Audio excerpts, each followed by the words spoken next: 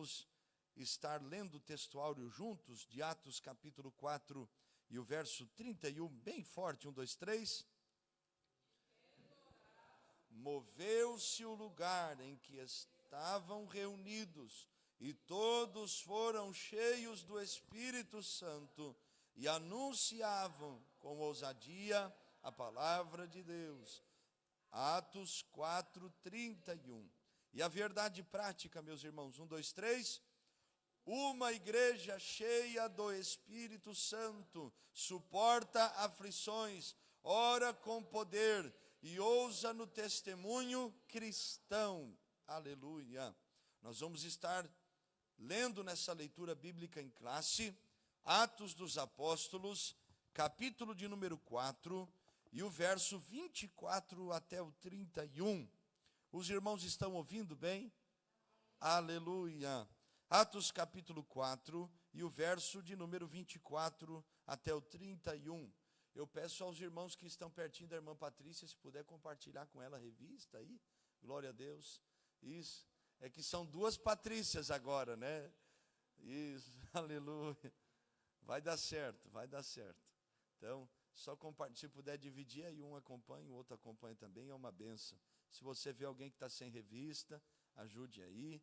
Tenho certeza que será uma bênção. Atos dos Apóstolos, capítulo de número 4 e o verso de número 24. Todos encontraram aí? Diz assim a palavra de Deus.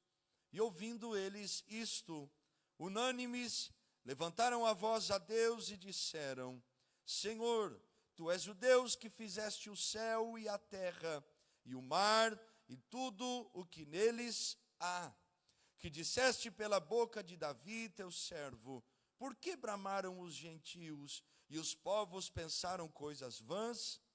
Levantaram-se os reis da terra, e os príncipes se ajuntaram a uma contra o Senhor e contra o seu ungido, porque verdadeiramente contra o teu santo filho Jesus, que tu ungiste, se ajuntaram não só Herodes, mas Pôncio Pilatos com os gentios e os povos de Israel, para fazerem tudo o que a tua mão e o teu conselho tinham anteriormente determinado que se havia de fazer.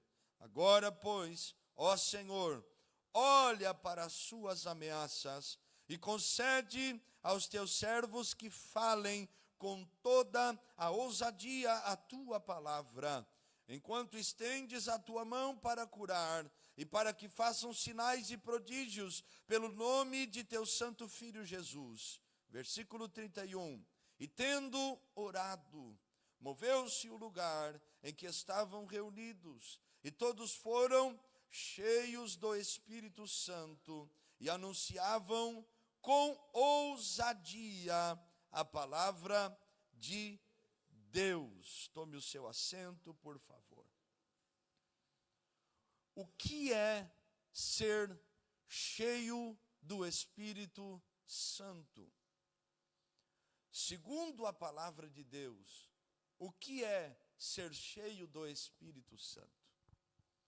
Nós temos um grande conflito nos dias em que nós vivemos a respeito disso, porque muitos têm um conceito equivocado, errado, a respeito do que é ser cheio do Espírito Santo. Quando nós olhamos para as Escrituras Sagradas e olhamos para a igreja primitiva, nós percebemos que, cheios do Espírito Santo, eles tiveram muitas ações que nós hoje não vemos no nosso meio, pelo menos em suma, em sua grande parte.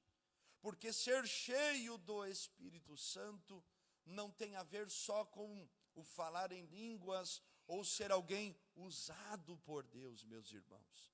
Ser cheio do Espírito Santo, segundo a palavra de Deus, engloba, traz consigo estas coisas, mas não são o resultado final delas. Segundo a palavra de Deus, ser cheio do Espírito Santo, e nós vamos aprender sobre isso, é suportar as tribulações. Ser cheio do Espírito Santo é ter a capacidade de perseverar em Deus. suportando até mesmo aquilo que para muitos é insuportável. Porque Jesus já disse em Lucas 9:23, aquele que quer ser o meu discípulo deve tomar, e quiser realmente ser discípulo, vir após mim, deve negar a si mesmo, tomar a sua cruz e seguir-me. Ser cheio do Espírito Santo tem a ver com dar testemunho do Evangelho. O ser cheio do Espírito Santo tem a ver com o novo nascimento, o encontro verdadeiro que tivemos com Cristo da cruz e da ressurreição. E agora vivemos uma vida transformada, porque não estamos mais cheios do mundo, não estamos mais cheios das coisas desta vida que nos aprisionavam. Nós estamos cheios da terceira pessoa da Trindade, o Consolador amado que habita naqueles que se arrependeram e continuam vivendo uma vida de constante arrependimento, que olham para dentro de si e sabem que não são bons e que dependem unicamente da pessoa de Cristo Jesus, da sua presença, da sua graça, porque sabem que sem Ele não podem fazer nada. Ser cheio do Espírito Santo, então, biblicamente, parece que nos confronta, parece que toca na nossa maneira de pensar, que foi ensinada a nós ao longo dos anos, em que muitos têm este conceito errado. Mas olhando para as Escrituras e olhando para a palavra de Deus, nesta manhã, nós vamos entender o que é ser cheio do Espírito Santo. Eu lembro de um testemunho de um pastor americano que enviou uma mensagem a um pastor de África, dizendo: nós estamos orando por vocês, porque o pastor estava sendo perseguido. Não poderia ir ao culto porque o apedrejariam e o matariam, e muitas vezes já o haviam colocado em prisões e o torturado. Nesses países da janela 1040, restritos à pregação do Evangelho. E a igreja americana descobriu o que este povo estava padecendo e enviou uma mensagem a este pastor: nós estamos orando por vocês, nós estamos intercedendo por vocês. E o pastor africano recebeu essa mensagem e deu uma resposta ao pastor americano: na verdade, somos nós que estamos orando por vocês, porque a perseguição não nos deixa desviar nenhum minuto, a perseguição não nos deixa falar mal de ninguém, a perseguição não nos deixa brigar com ninguém dentro da igreja, porque se nós não nos unirmos, nós não permaneceremos de pé, não haverá igreja. Nós estamos orando por vocês porque são vocês que ainda não entenderam o que é o propósito de Deus, estão acomodados. Somos nós, os perseguidos, que estão orando por vocês, que têm toda a liberdade, mas não entenderam o que é o Evangelho e ser cheio do Espírito Santo. Então, ser cheio do Espírito Santo, meus irmãos, é realmente sair desta zona de conforto. Ser cheio do Espírito Santo é ter um coração tão desejoso de Deus, que o nosso intuito, o nosso propósito, o nosso objetivo, o nosso alvo não é mais nada do que buscar a Deus e estar envolvido com as coisas que são de Deus, as coisas saudáveis da fé. Então, nesta lição, nós estaremos aprendendo sobre como se comporta uma igreja cheia do Espírito Santo. Quando nós olhamos para a igreja primitiva, Atos 2:42, Atos 4:31, que nós lemos, este povo orava, os seus apóstolos foram presos, os seus líderes foram presos, Tiago foi morto, Pedro estava na prisão, e esta igreja estava reunida na casa da mãe de João Marcos, e estava orando para que Deus abrisse a porta das prisões e abrisse a porta do Evangelho. Nós, por diversas vezes, nós veremos este povo buscando a Deus e não perdendo o seu foco. Esta igreja tinha problemas? Tinha problemas. É na igreja primitiva que Ananias e Safira vão mentir. E o problema é que mentiram ao Espírito Santo. e morreram por causa disso. É nesta igreja em que alguns apostatariam da fé, seriam instrumentos de ainda mais perseguição, mas o remanescente fiel, a igreja do Senhor, o corpo de Cristo permaneceu de pé, diante de muitos e muitos desafios. Então hoje nós vamos aprender, meus irmãos, algumas marcas que caracterizam esta igreja primitiva. E a principal delas é a perseverança. O que é perseverança? Obediência a longo prazo. É a capacidade de obedecer a Deus hoje, continuar obedecendo a Deus amanhã e continuar obedecendo a Deus todos os dias, porque estaremos perseverando.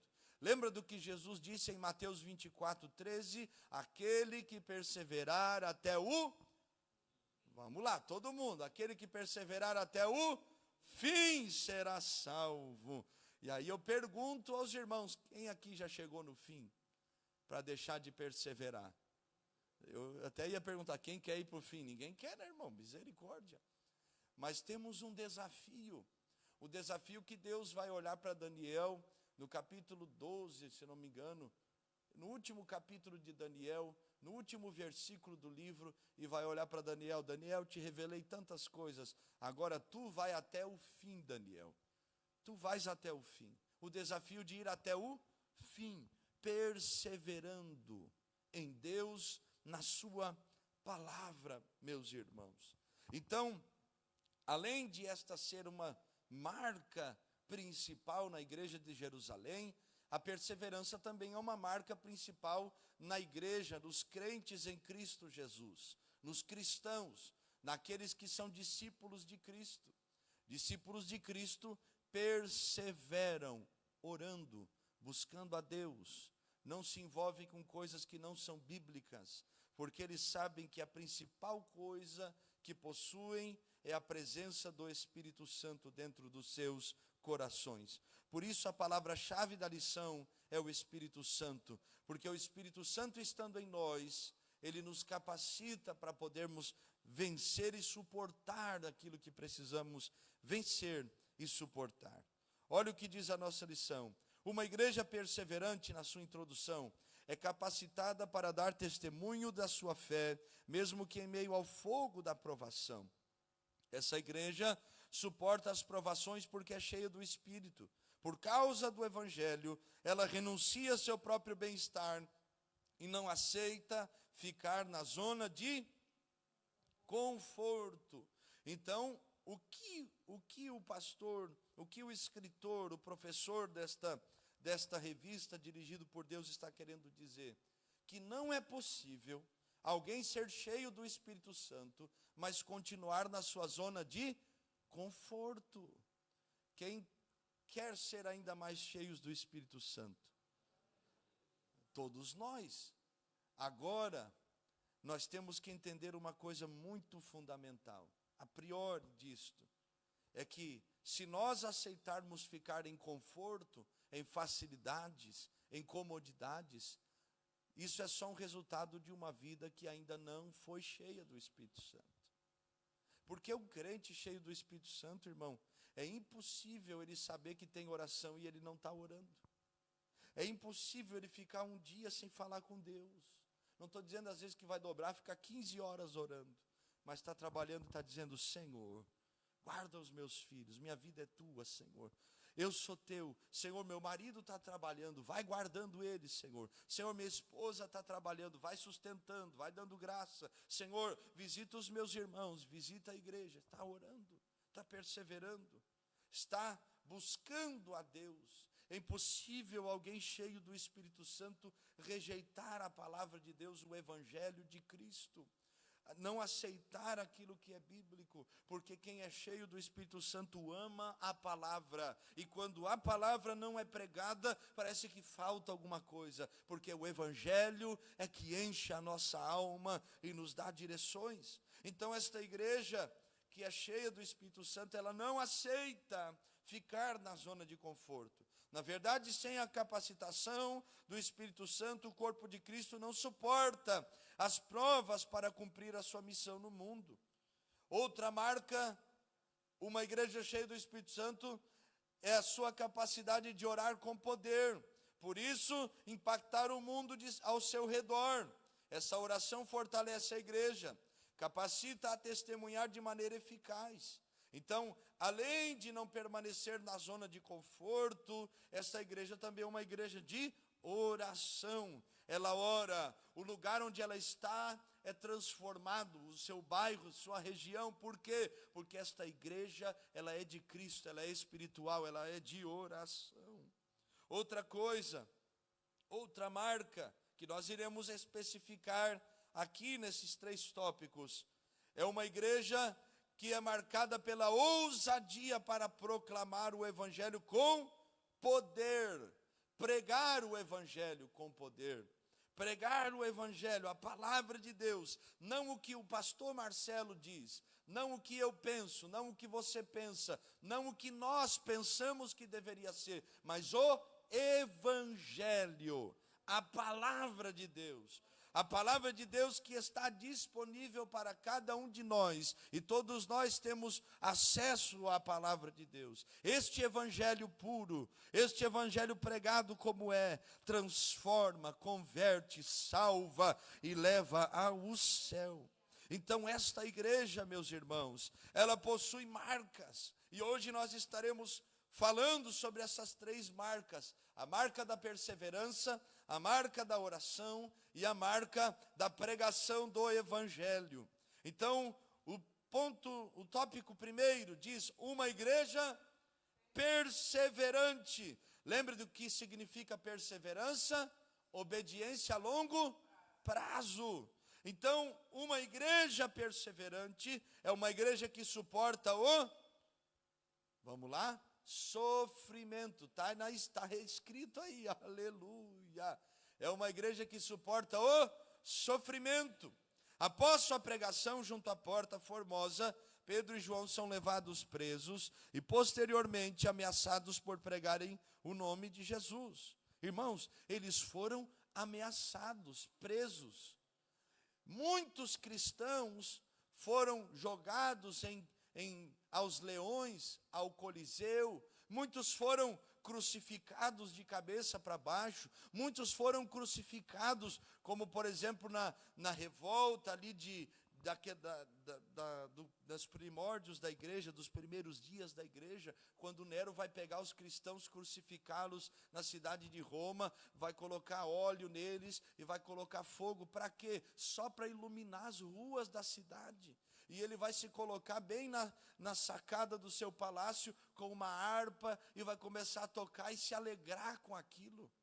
Muitos cristãos padeceram dores inimagináveis, cerrados ao meio, arrastados por cavalos, divididos ao meio, enforcados, mortos, apedrejados.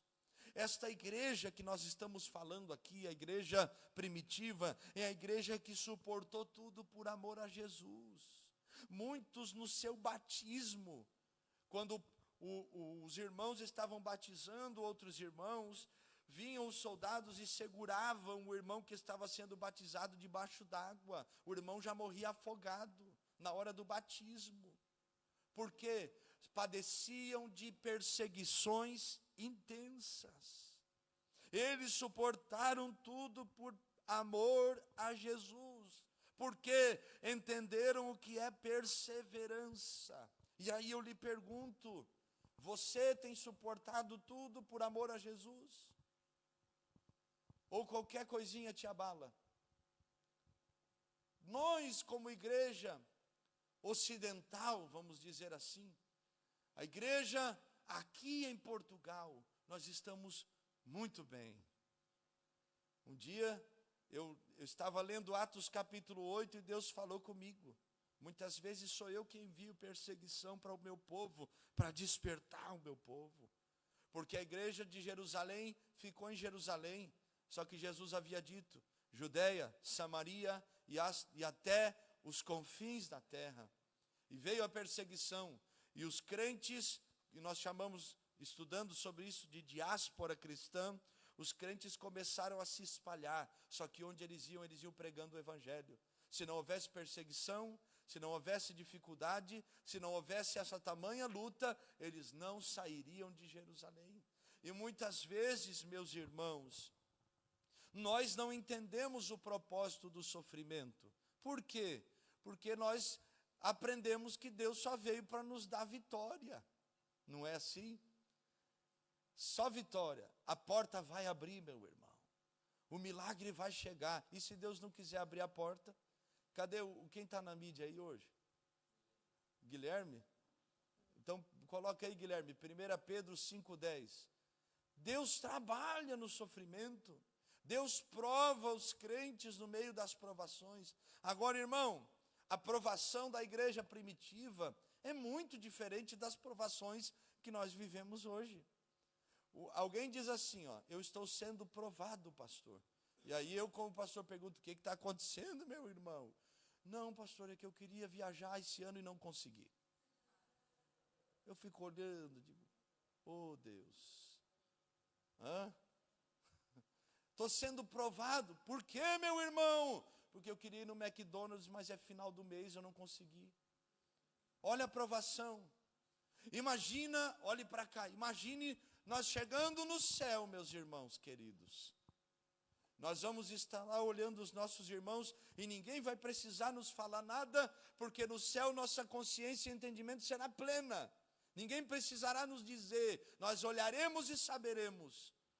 E aí você vai olhar para aquelas criancinhas, numa linguagem antropológica, antropomórfica, atribuindo às coisas espirituais linguagem humana para que nós possamos entender, porque nós não podemos descrever com certeza o que acontecerá, mas nosso corpo será transformado, mas saberemos que aqueles irmãos que estão lá foram irmãos que chegaram porque morreram por amor ao Evangelho.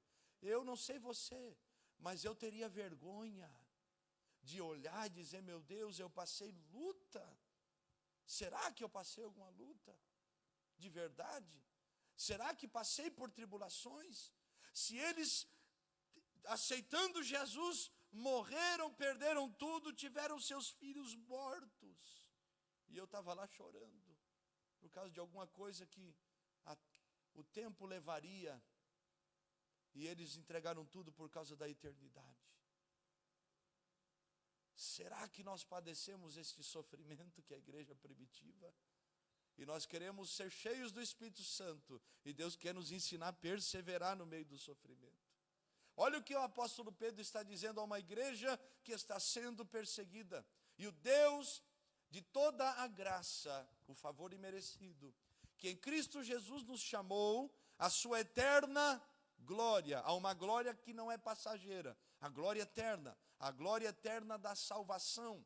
Depois de haverdes, diga comigo essa palavrinha mágica aqui, aleluia, depois de havermos, oh, glória, agora você vai dizer com vontade, assim, ó, depois de havermos padecido um pouco, meu Deus, esse Pedro vai morrer crucificado de cabeça para baixo, porque foram crucificá-lo e ele disse, eu não sou digno de morrer como meu Senhor morreu, então vocês me crucifiquem de cabeça para baixo agora, porque eu não quero morrer do mesmo jeito que o meu Jesus morreu.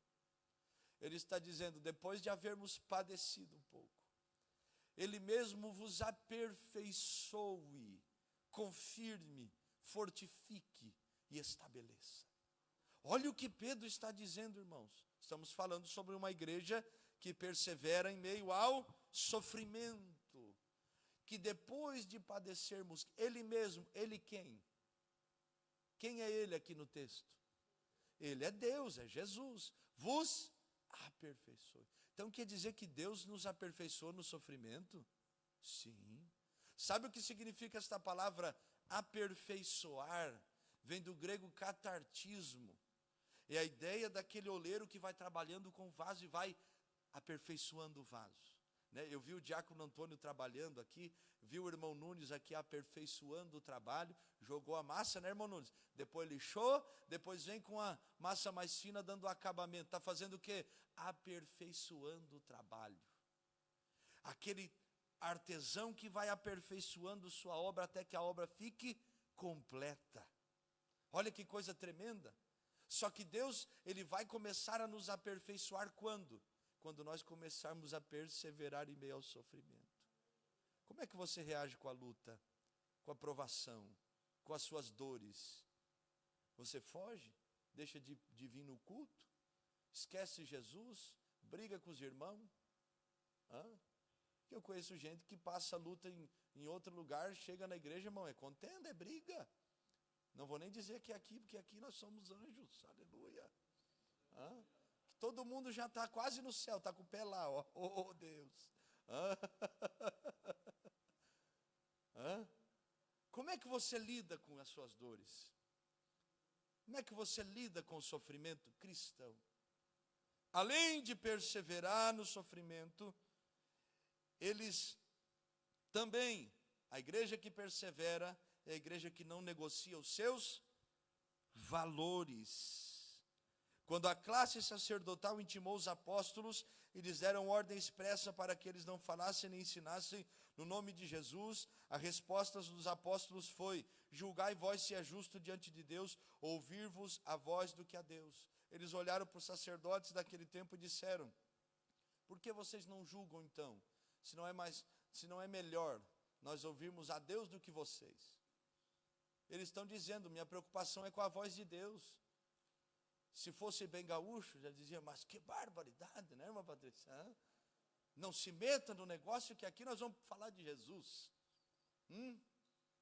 Eles estão defendendo aquilo que eles foram chamados para pregar. Eles não abriram mão dos valores que haviam recebido, pois eles são inegociáveis. Irmãos, uma igreja cheia do Espírito Santo não negocia os seus valores. Agora, se eu lhe perguntar quais são os valores cristãos que você deve defender, a maioria não sabe. Como cristão, que valores que são inegociáveis? O que você tem que defender? Nós temos que aprender, meus irmãos, a pensar biblicamente, a trabalharmos a nossa mente para nós aprendermos. Você não tem que chegar na igreja e ouvir o que o pastor falou, entendeu? E por mais que nossa responsabilidade, minha como pastor, seja pregar só o que está escrito e ensinar o que está escrito, não é o que eu penso, o que eu acho, ou o que deve, capaz que eu vou achar que é isso aqui. Não, tem nada a ver com o Marcelo, é o Evangelho. É isso que nós devemos entender. Agora, você ouvinte, a Bíblia diz que os bereanos, quanto Paulo pregava, irmão, não era que nem eu assim, era Paulo, irmão. Pregava, eles abriam a Bíblia e eles analisavam o discurso de Paulo. Porque qual era a preocupação deles? Não errar o caminho da palavra. Então, que valores que eu e você não podemos negociar? A palavra de Deus. O que a palavra de Deus me chamou para viver? Uma vida de renúncia, uma vida de perdão, uma vida de abrir mão de quem eu sou, do que eu acho, para viver quem Cristo é e o que Ele tem para mim. Se eu entreguei minha vida para Ele, uma vida de arrependimento, uma vida de novo nascimento, uma vida de fidelidade a Deus, então nós não podemos abrir mão destes valores. O que tem tentado roubar os seus valores? Imagine, lembra do texto eu acho que é 2 Samuel 23, quando Samar se coloca, o ararita, no meio do campo de lentilhas e começa a defender o campo de lentilhas. Todo mundo fugiu, os inimigos eram muitos, mas ele vai lá e fica no meio e começa a lutar, defender o que Deus havia dado a eles. Defendeu a plantação, o meio de sustento. Não negociar os valores é isso. É se colocar na posição e lutar. Ninguém vai roubar o que é de Deus em mim. Ninguém vai roubar o que é da palavra de Deus no meu coração. É das Escrituras, então eu não abro mão delas por nada. Eu quero perder amizades, perder a aprovação dos homens, perder o que for de benefício, mas não quero perder a palavra de Deus que deve estar aqui. Lembra o que lemos hoje? Provérbios capítulo 3, bem junto ao teu coração, atados ao teu pescoço. Bem pertinho. Lembra da oração de Davi? Senhor, escreve a tua palavra no meu coração. Ele estava dizendo, eu não quero só ouvir a palavra, eu quero que o Senhor escreva ela aqui. Depois ele chega a dizer, escondi a tua palavra no meu coração. O Senhor, através de Ezequiel, se não me falha a memória, vai começar a falar que vai dar a eles um coração diferente, um coração não de pedra, mas um coração de carne, aonde o mandamento estaria dentro do coração deles. Um povo que não negocia os seus valores. Você tem negociado os seus valores por uma proposta melhor? Por um cargo melhor? Você tem negociado os seus valores para fugir do sofrimento? Porque muitos de nós, quando as coisas começam a se dificultar, por causa do nosso posicionamento bíblico, nós renunciamos o posicionamento, damos um passo atrás e falamos assim, não, meu irmão, ou não, dentro de um contexto familiar, do trabalho, empresarial, vou ficar quieto para não incomodar mais ninguém. E Jesus está olhando, mas eu quero que você incomode com o seu testemunho. Não é mentindo, não é deixando as coisas assim, fazendo as coisas erradas, é permanecendo fiel, porque é o seu testemunho, não negociando os seus valores, não mentindo, não adulterando, não fazendo relatório falso, não mexendo com coisa errada, é aí que você estará glorificando o nome de Deus.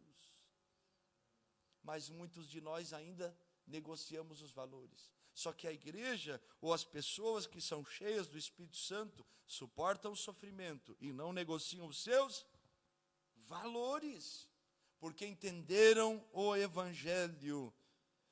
Esta igreja perseverante, além de suportar o sofrimento e não negociar os seus valores, ela está convicta da sua fé. Uma igreja cheia do Espírito Santo está convicta de sua fé. Não se apoia em suposições, mas em fatos. Os primeiros cristãos não apenas ouviram sobre Deus, mas também testemunharam as suas obras. Você tem algo vivo dentro do seu coração que traz esta convicção de fé? Eu creio em Deus, eu sou de Deus, eu não volto atrás. Deus, mesmo que eu não veja, eu sei que Deus está trabalhando. Mesmo que eu não entenda, eu sei que Deus está fazendo algo que hoje eu não vejo, mas Ele está operando em meu favor. Você tem convicção? Lembra de Jó? Eu sei em quem eu tenho crido. E quem estava falando era um homem que não tinha mais cartilagem no corpo, não tinha mais nariz, não tinha mais orelha, por causa da enfermidade, perdeu 10 filhos, perdeu todos os seus bens. A mulher olha para ele e diz, amaldiçoa o teu Deus e morre. Ele está sozinho, com 3 amigos, acusando ele de haver pecado, e por isso estar naquela situação. E Jó está dizendo, eu sei em quem eu tenho crido. Você tem essa convicção? Convicção, então se precisar por amor a Jesus, eu vou até preso, mas vou pelas coisas certas. Tem essa convicção? Eu lembro na pandemia, não podia sair, estava lá na grande cidade de Oviedo, fui levar comida, eu e o pastor Diego. Pastor Diego tem documento, né, irmão? Na época eu tinha só o passaporte e a fé.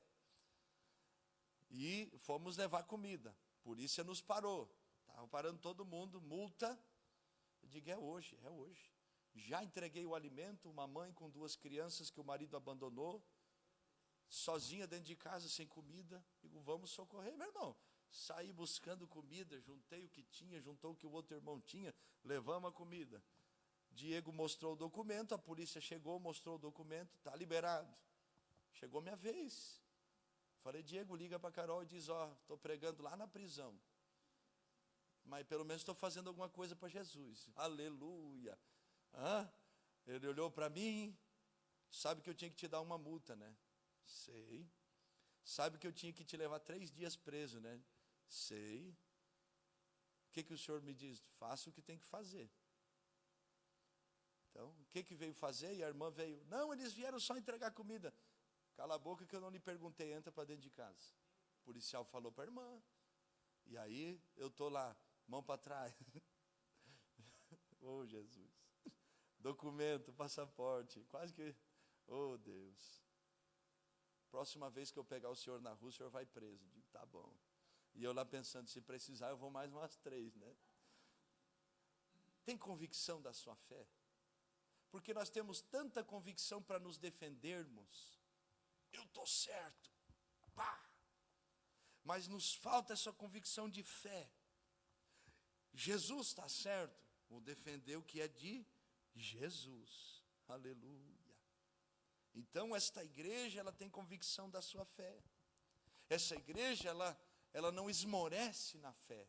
Ela não esfria na sua fé, porque eles têm convicção. Eu tive um encontro com Deus no cenáculo. Eu ouvi Jesus falar. Eu tive um encontro verdadeiro com Deus que transformou minha vida. Antes aprisionado, perdido, endemoniado, cheio de pecado, de miséria. Hoje o pecado não me domina mais, eu luto contra ele no poder de Cristo Jesus. Ele me encontrou, ele me limpou. Eu lhe pergunto, Jesus já lhe limpou, meu irmão? Jesus te limpou já? Você teve um encontro com ele, onde ele entrou na sua alma. Então, se você teve esse encontro, você deve ter esta convicção dentro do seu coração. Eu sei quem é o meu Deus. Não importa o que falem, não importa o que digam.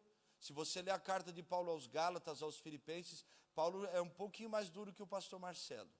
Ele diz que chama os obreiros de cão, esses obreiros falsos, que se infiltravam no meio da igreja, denunciavam os irmãos, chamavam os judeus para dentro da igreja, arrumavam uma confusão no meio da igreja. Ele começa a dizer, isso aí são os cachorros. Meu Deus do céu. Obreiros da iniquidade, ele chega a dizer. Leia a Bíblia, irmão. Está lá escrito. E ele começa a denunciar os falsos irmãos. Ele começa a falar sobre Demas, que deixou a fé porque amou o presente século. Ele começa a falar sobre Alexandre o Latueiro, que causou muitos males a Paulo. Porque provavelmente foi ele que denunciou Paulo, quando Paulo fez aquele voto em Jerusalém, e depois ele é preso, e ali ele não sai mais da cadeia, das prisões. Ele só é transferido de lugar, ele passa pelas viagens, e agora ele vai para Roma, e lá depois de algum tempo ele morre. E ele fala sobre esse irmão que o denunciou. Irmão, você tem convicção da sua fé? Paulo, 2 Timóteo capítulo 4, chega a dizer algo que mexe comigo. Porque no meu primeiro julgamento, ninguém esteve comigo. E aí ele começa a falar, mas o Senhor me assistiu e me livrou da boca do leão. Paulo estava dizendo, me abandonaram. Teve esses crentes falsos aí que me denunciaram. Mas eu sei que ele estava comigo em todo o tempo. Você tem essa convicção? Quantas vezes eu já falei nesses dias, pelo menos, se alguém entrasse aqui com uma arma na mão, atirando, ou antes de atirar perguntasse, você é crente mesmo? Ou tu nega Jesus ou tu morre? Irmão, tinha gente que ia sair daqui vivinho da Silva. Mata eu não. Depois eu vou pedir perdão para Jesus. Não estou falando que você tem que ter desejo de morrer. Não estou dizendo isso. Estou falando, você tem convicção da sua fé. Convicção. Eu lembro de um testemunho de um pastor aqui no leste europeu, num país muito fechado para o evangelho. Deixaram ele 9 anos de joelhos dentro de um buraco, torturando, arrancaram as unhas, os dentes. E aí, a última forma de tortura para esse pastor foi levar o filho dele lá para ver o pai daquele jeito. Quando ele saiu, o filho tinha 9 anos de idade, agora o filho tem 18 anos. Está de joelho dobrado o pai já não reconhece mais o filho. Naquelas condições, e o filho desespera naquele momento e diz, pai, nega Jesus e pelo amor de Deus, sai daí. E o pai olha para ele e diz, sim, eu amo a mensagem da cruz. Aleluia. Até morrer eu a vou proclamar. E por causa daquilo ele fica mais 2 anos de joelhos. E depois eles liberam o pai cortando a língua dele. Irmãos, temos convicção da nossa fé. Somos uma igreja cheia do Espírito Santo. Qualquer coisa nos rouba de Deus, qualquer coisa nos tira o foco, qualquer coisa apaga a nossa fé. Nós temos Jesus na nossa vida.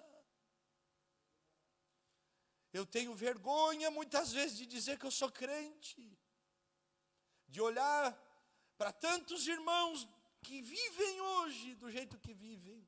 E eu entro numa igreja que tem uma cadeira tão bonita, irmão. Tem um arcozinho condicionado aí, glória a Deus. E eu começo a lembrar dos meus irmãos que tem que entrar dentro de um buraco para fazer um culto. Num calor de 50 graus. Não tem ar-condicionado. Não tem facilidade. Mas eles têm o que nós não temos. O desejo de adorar a Deus. O desejo de ser cheio de Deus. O desejo de buscar a Deus com toda a sua alma. E mesmo se fossem presos, eles não negariam Jesus. Nós precisamos ser esta igreja que persevera. A igreja que suporta o sofrimento. A igreja que tem convicção daquilo que crê.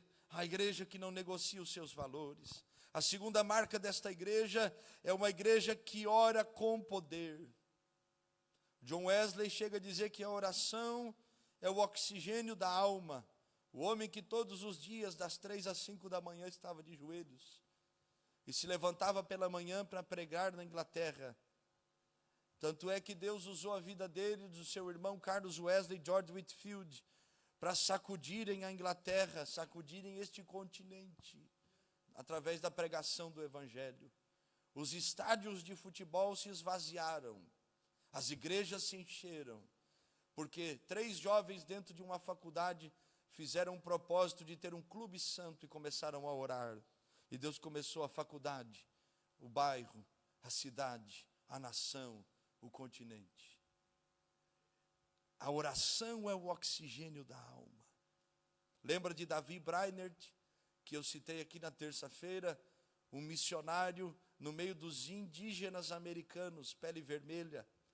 Ele dobrava os seus joelhos e os índios vinham para o seu redor e começavam a escutar os seus gritos de oração e agonia, dizendo: Deus, salva estes índios.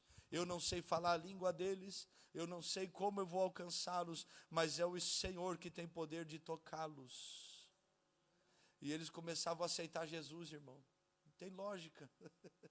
Porque esses homens oravam. Davi Brainerd, este homem que orou, ele disse que um crente que não ora é como um rio que não tem água. Está ali, ocupa o lugar, tem forma de rio, tem aparência de rio, tem nome de rio, mas não tem água. E o que o povo quer quando vai no rio? Água. Então, crente que não ora é um crente que não cumpre o seu propósito. Se você ler o livro Heróis da Fé, de Orlando Boyer, que conta a biografia de 20 homens que incendiaram o mundo, você vai ver uma coisa em comum entre os 20 homens: oração. Eles oravam. Jonathan Edwards entrou dentro do mato, ficou 3 dias sem orar, sem comer, sem beber e sem ir ao banheiro. Jejuou. Lá no Rio Grande do Sul nós tínhamos um pastor assim, lembra, irmã Patrícia? Pastor Luiz Antônio, saudoso pastor. O apóstolo das missões no Uruguai, nós chamávamos ele. Fazia esses propósitos. Esse homem voltou para a igreja e começou a pregar sobre o inferno. Oh, meu Deus do céu. E o povo começava a se segurar nas paredes da igreja, achando que o chão ia abrir, irmão. E sabe como é que era o sermão dele? Um pedaço de papel, ele só ia lendo. Nessa noite nós estamos aqui. E começava a ler. E Deus começou a mover, porque esse homem orava. Foi John Patton, um missionário, que quando foi como missionário para uma tribo indígena de índios canibais, cercaram sua casa para matar ele e a sua família, porque já haviam matado 2 famílias de missionários. E eles começaram a orar e Deus os livrou de daquela morte, e ele é dirigido por Deus para cavar um poço, e através daquilo, nunca mais procuraram matar John Patton, e através daquilo, ele pôde pregar o evangelho, e eles se converteram ao evangelho. É Deus. Só que nós precisamos voltar à oração. Hoje nós temos obreiros que não oram, crentes que não oram, pessoas que têm 50 anos de crente, carteirinha de crente, dinossauro eu fundei a Assembleia de Deus, mas não ora, não busca, não derrama a sua alma. E muitas vezes eu dobrei os meus joelhos e disse: Deus, hoje não é o lugar, não é a igreja, é o meu coração que eu preciso que o Senhor visite. É a minha alma que precisa ser sarada. Levantei da cadeira, as cadeirinhas estavam no mesmo lugar, tudo estava no mesmo lugar, só que aqui não estava do mesmo jeito. Porque a oração não transforma o outro, ela transforma nós. A oração é para nós termos comunhão com Deus. E se todo crente orasse, todos os crentes se unissem, ao invés de ligar para o outro fazendo fofoca, arrumando confusão, murmurando, reclamando, falando mal dos outros, orasse, meu irmão, trofa não teria lugar, porque todas as almas estariam salvas. Deus iria alcançar nossas famílias no Brasil, aonde for, Ele estaria operando. Mas nós preferimos o quê? O conforto. Nós não queremos orar. Nós queremos ficar em casa, ligar o Netflix e assistir um bom filme. Nós queremos ver The Chosen, mas não queremos orar.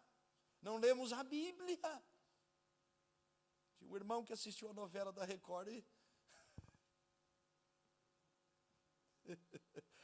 Uma novela da Record de Josué, e começou a falar umas coisas para mim, irmão Felipe. Digo, rapaz, isso aí não está na Bíblia não, moço. Tá escrito. Digo, e onde é que tu viu? Na novela. Digo, ô Jesus, tenha dó, Senhor. Um homem crente, rapaz, quando eu te conheci, eu falei para ele, tu já tinha uns 200 anos de crente, e eu vou ter que te ensinar. Ai, Jesus, nós não podemos viver a vida em facilidades, meus irmãos. Essa igreja teve sua relevância porque ela orou, e aqui, para nós caminharmos um pouquinho mais, orou de 3 maneiras, com propósito. Sabiam que Deus deveria ser glorificado, e para isso, eles oravam para que Deus exercesse a sua soberania e agisse por meio deles, dando-lhes poder para testemunhar do Senhor Jesus. Eles oravam, aqui a nossa líder de evangelismo, para que Deus lhes desse poder para eles falarem de Jesus. Olha por que eles estavam orando. E nós oramos por quê? Senhor, abre uma portinha para mim, Jesus. Não precisa nem ser uma porta, pode ser até uma janela, Jesus. Eles oravam num propósito específico. Senhor, abre, como Paulo disse aos Colossenses, a porta da palavra para nós. Eu sei, aonde eu estiver, eu não vou ser um eletricista, eu vou ser um missionário disfarçado de eletricista. Eu vou pregar o evangelho. Como é que é a função lá, irmã Alciene? Eu não vou ser uma atendente, eu vou ser uma missionária disfarçada de atendente. Eu não vou ser um vidraceiro, irmão Salgado. Eu vou ser um missionário disfarçado de vidraceiro. Aonde eu estiver, eu não vou ser uma dentista, eu vou ser uma missionária disfarçada de dentista. Porque aonde eu estiver, eu estou orando, Senhor, abre a porta da pregação do evangelho. Meu Deus, pastor é doido. Não, irmão. É a palavra de Deus sendo pregada para nós. Eles oravam com propósito. Eles não oravam por causa deles. Eles oravam pelo propósito de Deus. Outra coisa, eles oravam em unidade. Eles não dividiam as forças. Eles não brigavam entre si. Eles diziam, irmãos, vamos nos unir para orar. E eles oravam na mesma direção. Lembra? Eu não lembro o texto bíblico, se é Atos. Está em Atos, claro, se é 9, se é 8, se é 7, eu não lembro, está na Bíblia. Mas a igreja reunida na casa da mãe de João Marcos, eles estão orando, Senhor, Tiago já morreu, Pedro está preso. Agora, salva o irmão Pedro, abre a porta da prisão, traz o livramento. Daqui a pouco o Pedro bate na porta e a irmã Rode vai abrir a porta. Se assusta, acha que é um fantasma. Toma um susto, volta para dentro e digo, gente do céu, eu acho que eu tive uma visão. Eu acho que eu vi o Pedro. Parecia um fantasma. Meu Deus, será que é ele? Volta lá, o irmão Pedro estava na porta. Eles estavam orando no mesmo propósito. Lembra de Atos 2? Todos reunidos, unânimes, no mesmo lugar, no mesmo propósito, na mesma direção. Faça um propósito com Deus. Junta aquele povo abençoado que você tem na sua casa. Diga, vamos orar na mesma direção. Vamos unir as nossas forças.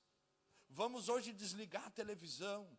Vamos dobrar o joelho, deixar o celularzinho de lado e vamos clamar a Deus agora, dizendo, Senhor, venha sobre este lar, venha sobre esta família. Você verá a mão de Deus tocando tua casa de forma sobrenatural. Uma igreja cheia do Espírito Santo é unida.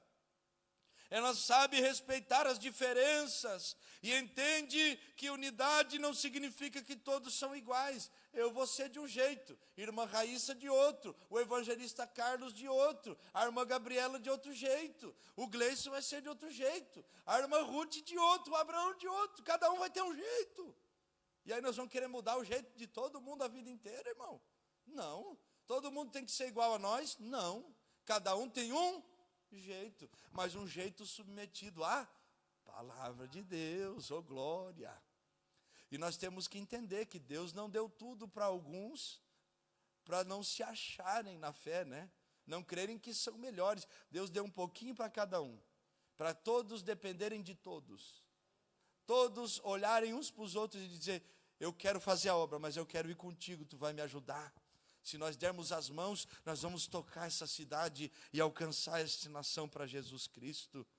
Além de orarem no propósito e orarem em unidade, a oração deles era fundamentada na palavra de Deus. Ao orarem, os crentes citaram o Salmo 2, 1 e 2, que disseste pela boca de Davi, teu servo, por que bramaram as gentes e os povos pensaram coisas vãs?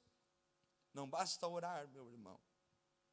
É preciso orar tomando por base a palavra de Deus. Orar fundamentado na palavra é orar crendo e afirmando as suas verdades. Uma oração feita fora da palavra de Deus não terá nenhuma garantia de ser respondida, porque Ele vela pela sua palavra para cumprir.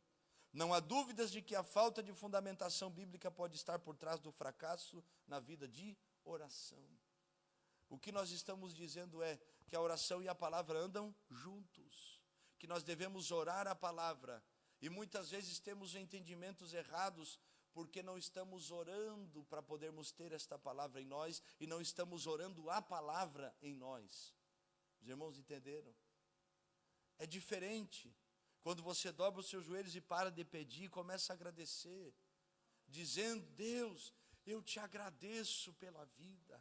Senhor, imagina, até o pardal encontrou casa, e as andorinhas ninho para si. Senhor, eu dobro os meus joelhos hoje, porque eu encontrei os teus altares, ó Deus, oh meu Deus, é diferente, irmão. Orar a palavra, orar fundamentado nas Escrituras. Tudo que pedirdes em meu nome, eu vos farei, disse o Senhor Jesus, se vós estiverdes em mim, e a minha palavra estiver em vós, tudo que pedires vos será feito. Jesus estava dizendo, se vocês estiverem em mim, minha palavra está em vocês, e vocês não vão pedir nada que está fora da minha palavra. Aí não vai nem adiantar aquelas macumba evangélicas, né, irmão? Pastor, estou orando para Deus me dar o marido da irmã. Misericórdia, misericórdia. Você não imagina quantas vezes já ouvi isso. Eu digo, vá queimar, irmã, no fogo do cão. Vá arrumar um marido para ti. Se quiser, já arruma um com 3 filhos, para você se ocupar bastante. Senhor, eu lembro de uma irmã, Senhor, no círculo de oração, leva o meu marido, Senhor. E Deus ouviu a oração, para dar descanso ao homem, que era uma bênção, o irmão, diácono da igreja. lá no nosso amado Rio Grande. Levou, depois estava lá, Senhor, que saudade do meu marido. Eu olhava e digo, irmã, tu ficava orando, né, minha irmã, para Deus levar, agora está com saudade, né? É assim. Então, crente que ora a palavra não entra nessas coisas. Se criou até uma brincadeira, né?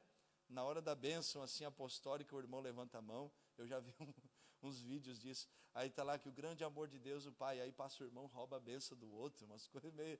Não, mas crente que tem a palavra nem brinca com essas coisas de roubar a bênção. Não, ele quer só o que Deus tem.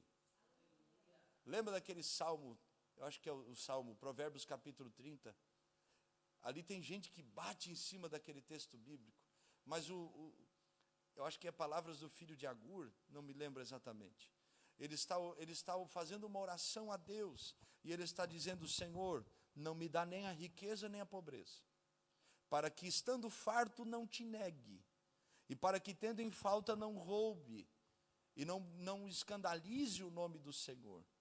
Me dá só o pão da minha porção necessária. Ele estava orando, o que ele estava dizendo? Senhor, me dá só o que eu preciso. Eu não quero ter nem muito e nem pouco. Eu não quero nem ter muito para me perder e nem pouco para deixar o Senhor. Ele está dizendo, eu quero ter o suficiente. Suficiente para poder cuidar da minha casa e abençoar quem precisa. Suficiente para me manter. Irmãos, orando a palavra. Orando aquilo que é de Deus. Como é diferente. Como é diferente. Então esta igreja, ela orou. E nós, como igreja, se somos cheios do Espírito Santo, somos chamados a orar também. Lembra qual é o conceito bíblico de igreja? Oração e palavra. Todos os dias perseveravam, unânimes, na oração, no partir do pão, na comunhão, na doutrina dos apóstolos. E cada dia o Senhor ia acrescentando os que se haviam de salvar. Oh, glória a Deus. Quando nós formos cheios do Espírito Santo, nós estaremos orando. Eu lembro de John Bunyan, que escreveu o livro O Peregrino. Se você não leu, leia este livro, muito, muito abençoador. O John Bunyan tem uma frase sobre oração fantástica. Ele diz assim, que na oração é melhor um coração sem palavras do que palavras sem um coração. Na oração é melhor um coração sem palavras do que palavras vazias, sem sentido, sem o coração. Porque quando nós temos um coração que fala, Deus tem mãos que ouvem, e nós sabemos que Ele está ouvindo porque Ele faz exatamente aquilo que nós precisamos. Meu Deus! Por isso precisamos voltar à oração. Por isso não podemos abandonar a oração.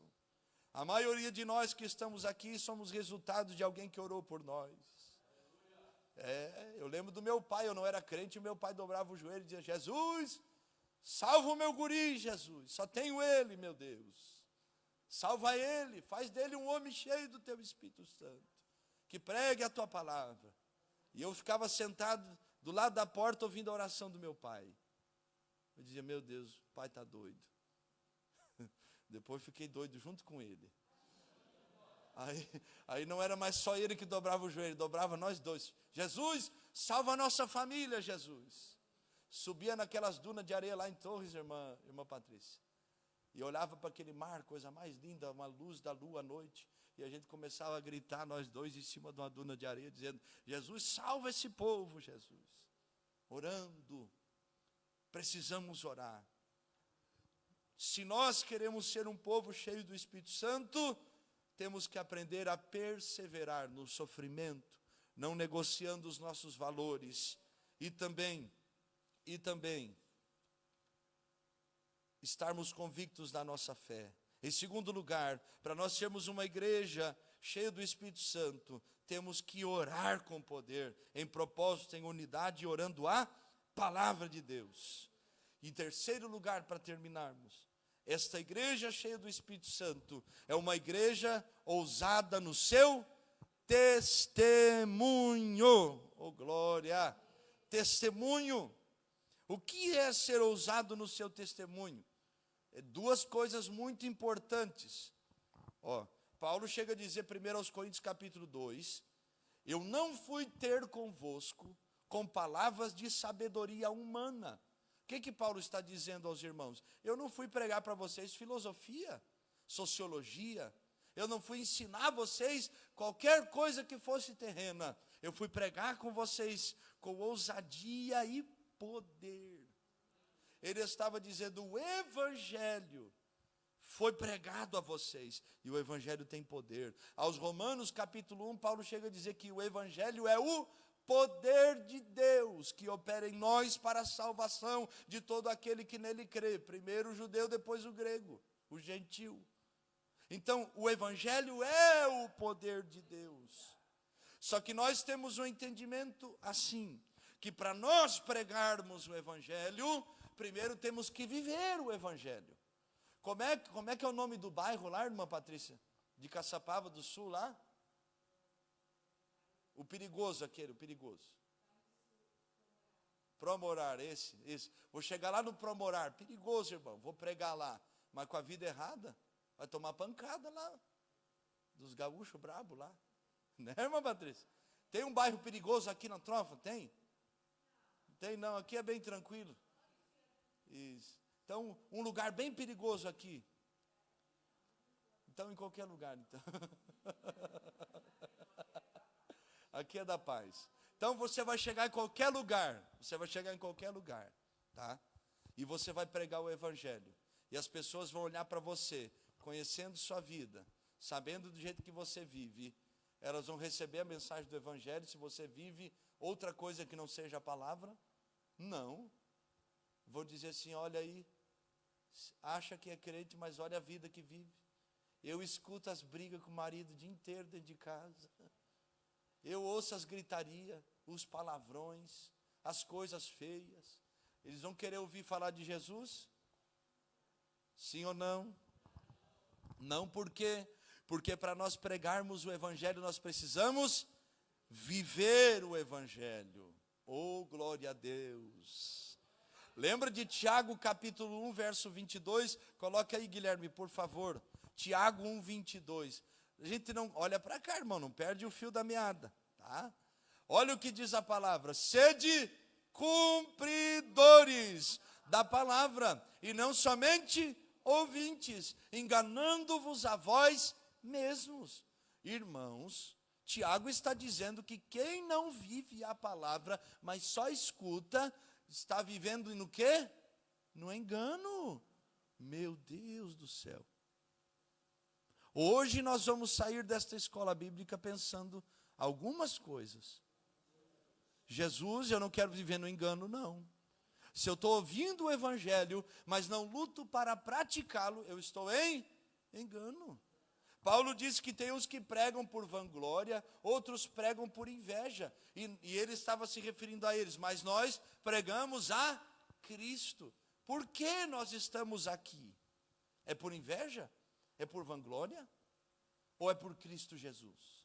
Se é por Cristo, eu tenho que lutar para viver a palavra. Irmãos, não quer dizer que você não vai ter que um dia, não ter que, mas você não vai falhar com alguém algum dia, mas você vai ter o caráter cristão de chegar e dizer, irmão Leonardo, eu falhei contigo e eu quero lhe pedir perdão em nome de Jesus. Viver a palavra. Não é cortar a volta do irmão Leonardo agora. E nunca mais falar com o irmão Leonardo na igreja. Ou lá na rua, na casa, agora eu não vou conversar mais. Agora eu vou ficar aí.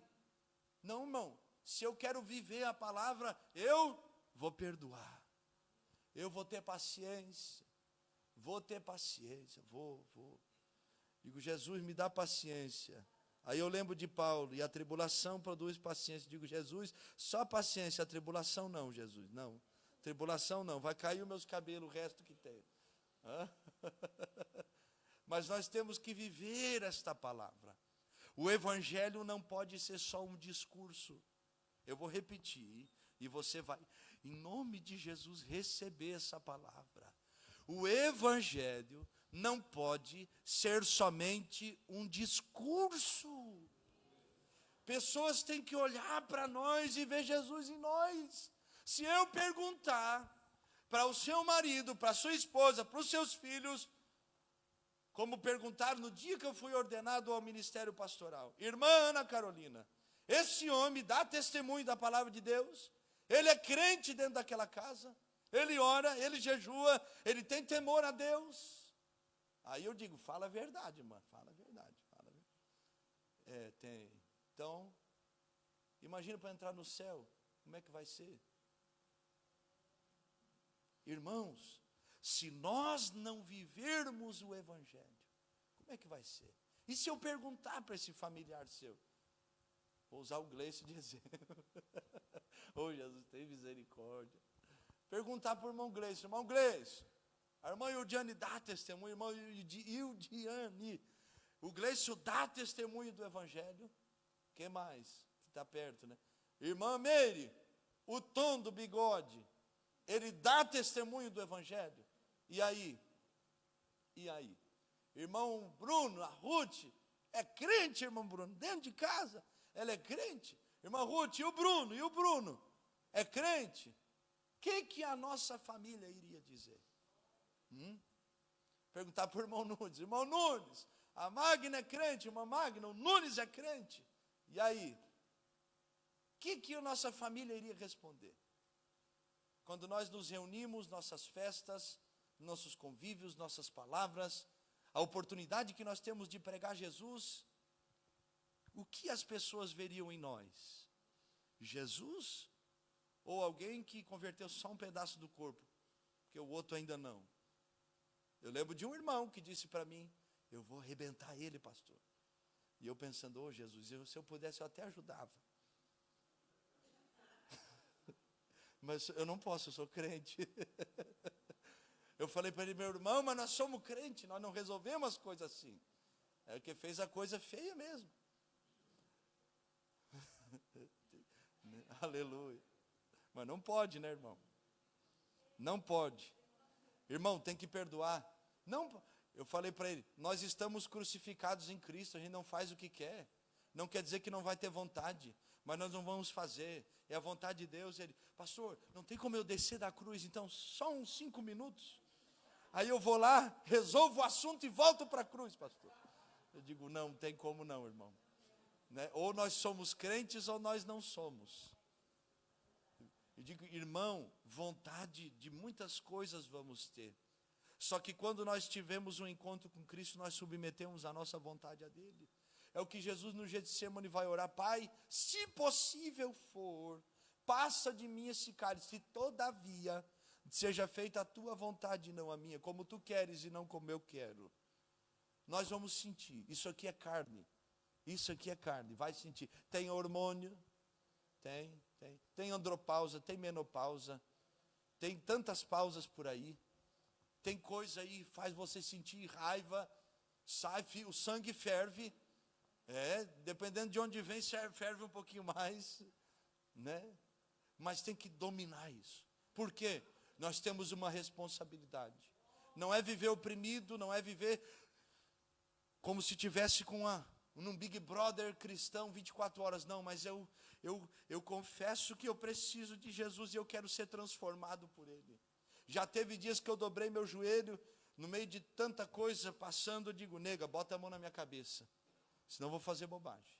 Ora por mim, pode mandar embora.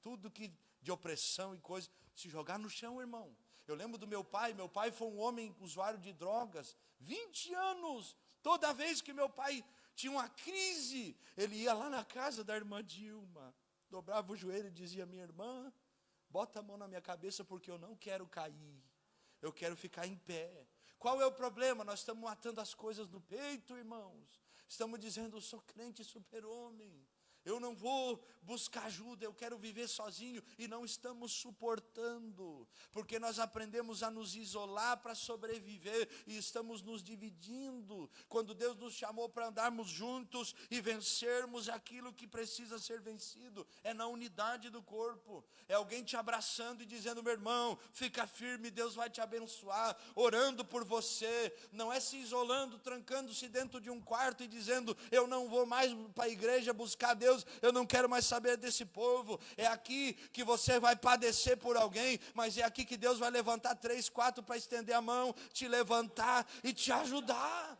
É aqui, é aqui, é aqui. Que você desanima por causa de um, mas Deus te anima por causa de outros. É aqui. Mas para pregarmos o Evangelho, nós precisamos viver o Evangelho. Se eu falar para os irmãos, não pode mentir. A Bíblia está dizendo que mentir é pecado. E que quem mente é filho do diabo, porque o diabo é pai da mentira. Aí vocês me veem mentindo daqui 5 minutos. Vocês vão acreditar no que eu vou dizer? Então é isso que eu estou tentando ensinar para os irmãos, segundo a palavra de Deus. Temos que pregar o Evangelho com ousadia, mas com testemunho pessoal. Este povo da igreja primitiva suportou oposição ferrenha, morte, perseguição, varas, açoites, cruzes, fogo, água, foram enterrados vivos. Mas esse povo, meus irmãos, eles tinham convicção: eu estou vivendo o Evangelho, eu sei que é para onde eu vou, e que ainda que o homem exterior se corrompa, ou seja, o corpo, o interior se renova dia após dia. Porque a breve e momentânea tribulação, disse Paulo aconselhando os coríntios, que há de vir sobre nós, não se compara com a glória que há de ser revelada. Paulo estava dizendo que é terreno, é breve e é momentâneo, mas o que é eterno é uma glória inconfundível e incomparável. Nós estaremos lá, oh glória a Deus. Precisamos suportar. Eles começam a responder às afrontas, mas pregando o Evangelho. Eles oram, eles pedem a Deus para ouvir as ameaças que foram feitas. Uma igreja cheia do Espírito Santo é uma igreja perseverante, suporta a oposição e o sofrimento por causa do Evangelho. Deve ser destacado ainda que uma igreja verdadeiramente bíblica sofrerá rejeição e oposição. Na verdade, todos os que querem viver piamente em Cristo Jesus padecerão perseguições. Segundo Timóteo 3,12, vão olhar para você e vão dizer que você quer ser santo demais, crente demais, fazer as coisas certas demais, que você quer ser melhor que os outros, vão te perseguir, vão falar mal de você, só que a sua consciência deve estar limpa diante de Deus. Vamos padecer, porque se quisermos viver o Evangelho, todos os que se opõem ao Evangelho nos perseguirão. E muitas vezes até mesmo outros crentes, que olharão para nós, que queremos um compromisso verdadeiro, e dirão: não precisa tudo isso.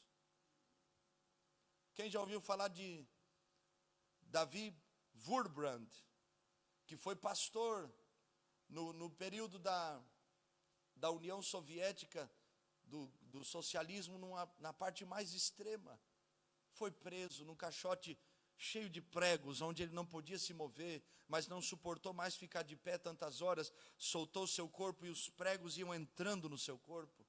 Torturados por amor a Cristo, foi o livro que ele escreveu. Um homem que padeceu pelo Evangelho. Sabe o que ele diz? Que porque eles se posicionaram, um grupo de irmãos, mas teve a outra parte, a grande maioria dos pastores, apoiaram o governo socialista, apoiaram a União Soviética, apoiaram aqueles que estavam perseguindo seus outros irmãos. Você sabia que na época do nazismo de Hitler, teve muitos pastores, igrejas, irmãos e irmãs que apoiaram Hitler? Sim. Leia o livro Discipulado Radical de Dietrich Bonhoeffer, onde ele vai morrer, porque ele chamou aquele povo de falso crente, e escreveu um livro sobre isso, explicando porque à luz das Escrituras Sagradas não se poderia seguir aquele movimento. Nós vamos viver esse tempo, estamos começando e estamos entrando nesse tempo, em que nós vamos ter que ser crentes, apesar de muitos que não serão. Muitos que vão se opor à pregação do Evangelho bíblico. seremos rejeitados, meus irmãos. Mas o nosso compromisso não é com a terra, é com as Escrituras. É com a palavra de Deus. Jesus disse: nem eu julgarei vocês, mas senão a palavra que eu vos tenho pregado. Eu não vou mentir para você, nem omitir. É mais fácil viver na comodidade. É mais fácil viver no pecado. É mais fácil viver na contramão das coisas que são de Deus. É muito mais fácil. É o caminho largo, mas é o caminho estreito que conduz à salvação e à vida eterna. O largo é o caminho, mas leva à perdição. É o caminho estreito que custa, que dói, que machuca, que te faz chorar, que te faz dobrar os joelhos e clamar a misericórdia de Deus sobre a tua vida. Mas é esse caminho que te leva ao céu. Nós sofreremos oposição, sofreremos. Hoje estamos vivendo talvez um dos melhores tempos da igreja. A igreja que tem condições, a igreja que pode sair e pregar, mas pode chegar um tempo em que nós seremos restritos, não poderemos falar de Jesus e sofreremos intensa oposição. Então qual é a questão? Temos que aproveitar os dias que estamos, viver o Evangelho, viver Jesus, pregar o Evangelho, mas vivendo o Evangelho. Nós não podemos ser um bom discurso, nós não podemos ser uma boa liturgia, nós temos que ser crentes de verdade, que tem educação no falar. Não deixe de tratar o que precisa ser tratado, mas com educação. Nós temos que olhar para dentro de nós e começar a dizer: Jesus, o que o Senhor quer tirar de dentro de mim, que me está atrapalhando de viver a tua palavra? É parar de olhar para o outro irmão e começar a olhar para dentro. Jesus, o que o Senhor quer trabalhar no Marcelo? O que o Senhor quer tirar do coração do Marcelo, que atrapalha o Marcelo de viver o teu propósito? Jesus, tira tudo que me afasta de ti. Jesus, trabalha em mim o tanto que o Senhor quiser trabalhar. Pisa, me joga no chão, me sapateia em cima de mim, Jesus. Mas me faz um crente, porque eu quero o céu. Agora doeu, né? A irmã Cris chega a estar até rindo de nervosa. Você tem coragem de orar assim? Eu oro assim, irmão. Jesus, não deixa eu ser uma farsa, não. Me ajuda a perdoar. Me ajuda a perdoar. Tem coisa que eu vou resolver que eu já vou perdoando antes de chegar lá. Jesus, eu já perdoo, em nome de Jesus, aleluia. Eu quero ir para o céu. Porque não vai servir, meus queridos, por mais que seja importante, nós estarmos aqui, sentados, bem, congregando, domingo após domingo. Mas se o Evangelho não sair daqui e não entrar aqui, não vai resolver. Precisamos pregar esse Evangelho para enfrentar as oposições, no exercício dos dons espirituais. Os dons espirituais são biblicamente usados para a edificação da igreja e pregação do Evangelho. Não é para autopromoção, não é para chamar atenção para mim mesmo, não é. A glória sempre é de Jesus. A ousadia na exposição da palavra. A palavra de Deus é a nossa maior profecia. É o nosso livro de regra, fé e prática. Tudo o que precisamos está aqui. Quando esta palavra é aberta, Deus está falando conosco. Quando o Evangelho é pregado, o Espírito Santo está falando aos corações. E nós precisamos entender. O que o diabo faz é indireta. Lá em Oviedo, no começo tinha muito disso. Eu pedia para os irmãos, que nem eu vou fazer aqui. Irmão, levante a mão. Faz assim, ó. Diga comigo, não é indireta, é direta. Oh, glória, receba. Isso, aleluia. E corta para tudo que é lado, irmão. É direta, meu irmão. É para nós, precisamos do céu em nós. Queremos ser uma igreja cheia do Espírito Santo. Nesta lição aprendemos 3 coisas importantes, marcas que revelam uma igreja cheia do Espírito Santo: perseverança, oração e a pregação com ousadia do Evangelho. Nós queremos viver o propósito de Deus, e para vivê-lo temos que ser cheios do Espírito Santo. Fecha os teus olhos, mesmo sentadinho. O irmão Tom já vai se preparar aqui. Pai, em nome de Jesus Cristo, hoje nós aprendemos sobre o que é uma igreja cheia do Espírito Santo. O testemunho, o caráter, a perseverança da oração, não negociar os seus valores, ter uma fé em convicção, suportar as perseguições e provações, as angústias e dores. Aprendemos, ó Deus, que temos que pregar o Evangelho vivendo o Evangelho. Senhor, perdoa-nos, perdoa-nos, começa perdoando a mim, perdoa nós. Eu preciso de Ti e os meus irmãos também. Nos perdoa por todas as vezes que nós não damos testemunho do Evangelho. Todas as vezes que nós envergonhamos a Tua palavra. Como Tua palavra diz, todas as vezes que nós crucificamos de novo o Cordeiro de Deus, o Filho de Deus, e o expomos a vitupério, a vergonha outra vez. Senhor, perdoa-nos todas as vezes que nós fomos impedimento para que outras pessoas Te conheçam.